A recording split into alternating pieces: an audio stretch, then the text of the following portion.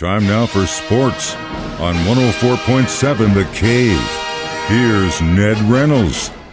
Mike, the intern, Ned Reynolds, back in the studio on a Wednesday morning. You know, I'm not really surprised what has happened to the female basketball player who got caught in Russia with a cartridge of THC in her luggage. It's unfortunate, but it is what it is. You wouldn't catch me dead in one of those countries right now, man, with weed or not. But at the end of the day, are you surprised the outcome, Ned? Heavens no, it's all politics. She had smuggled marijuana and everything else, whatever you call that stuff, into the country on many occasions before and never been stopped. But this time she was. It's back in August when this happened. This is Brittany Griner, about whom we're talking. 6'7" All-America basketball player at Baylor, and a star in the WNBA, and a star for the women's Olympic team, which is really strong. But the Russian authorities stopped her and threw her in jail, and she made the appeal of her 9-year sentence yesterday. You knew it was going to be denied, just a formality.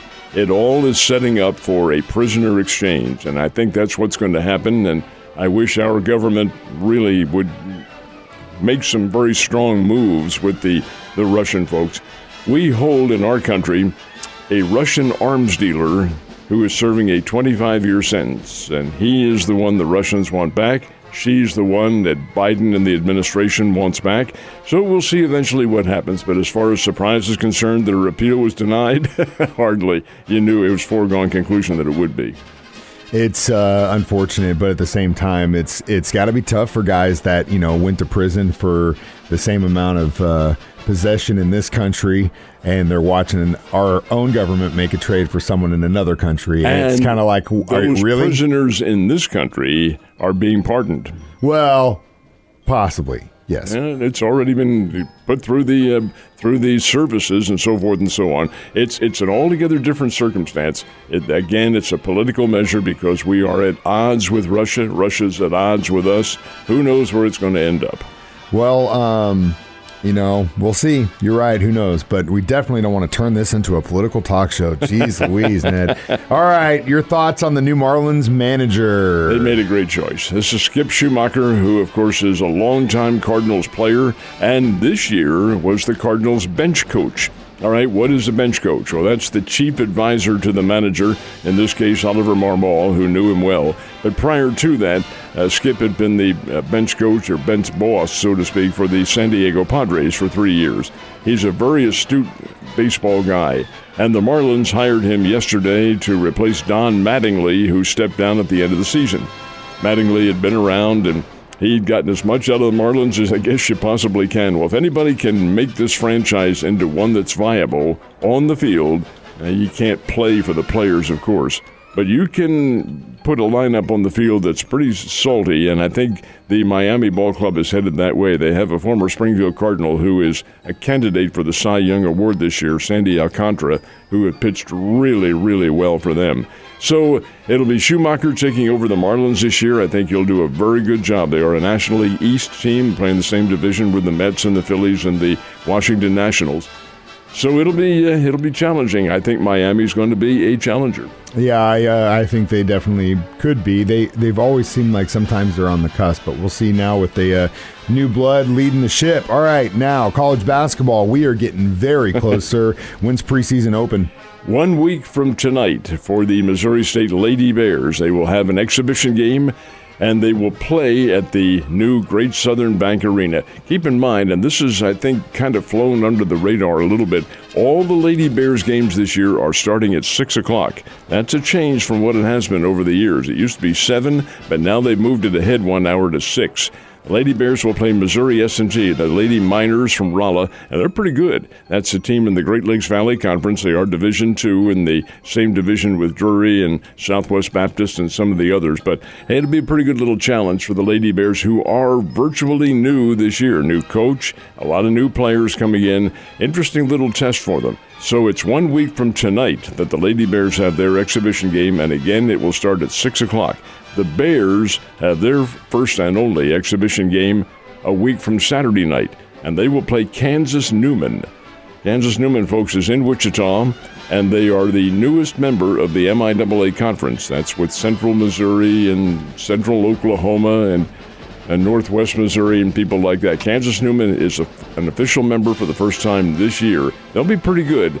A good test for the Bears, and the Bears are all new with 14 new players on the team. So we're seeing an altogether interesting change in the hoops scenario for Springfield. You excited to get back to Shea Reynolds there at the arena? We'll be up there refereeing. I know you will be. You always are.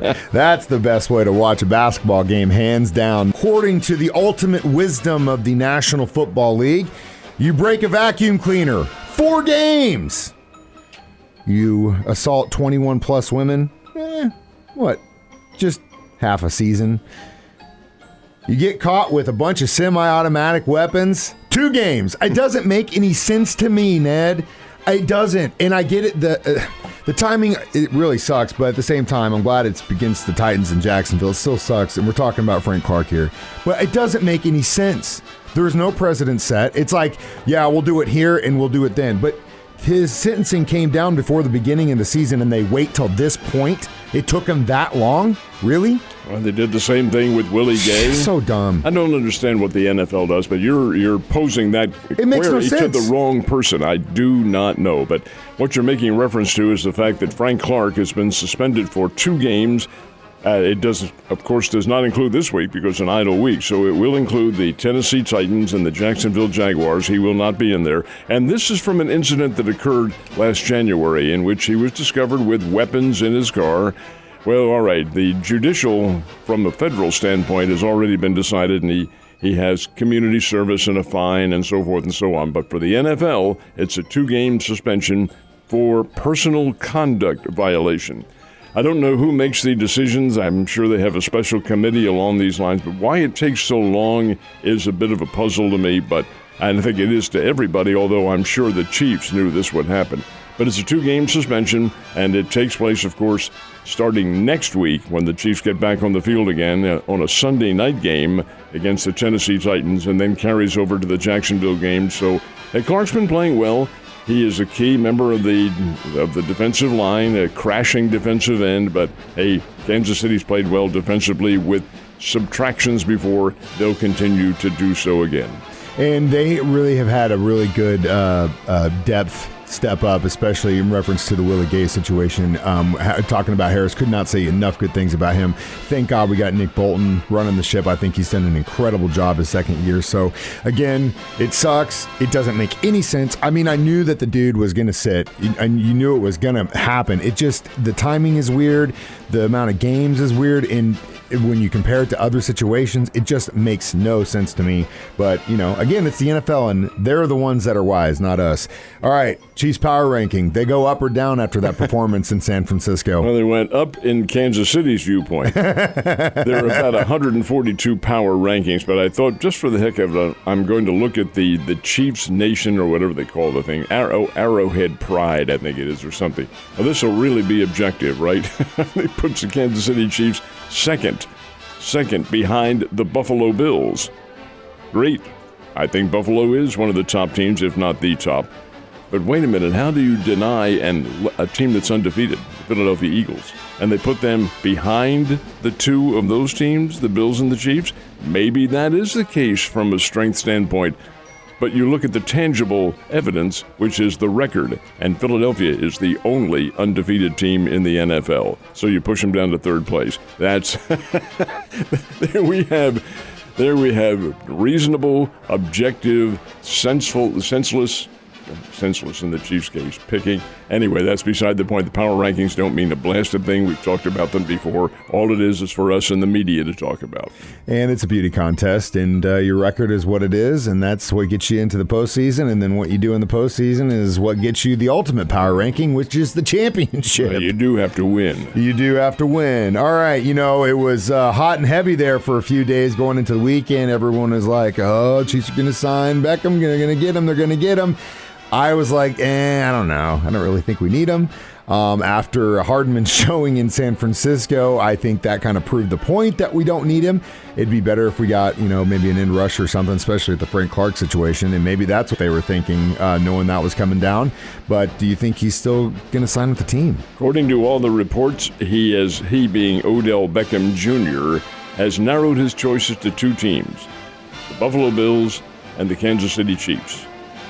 Well, I'm with you. Do the Chiefs really need a guy like that? He has a miserable track record of being a welcome teammate in the locker room. He's been with, oh good Lord, the Cleveland Browns, and he's been with the New York Giants, and he's been with the Los Angeles Rams, who aren't happy with him.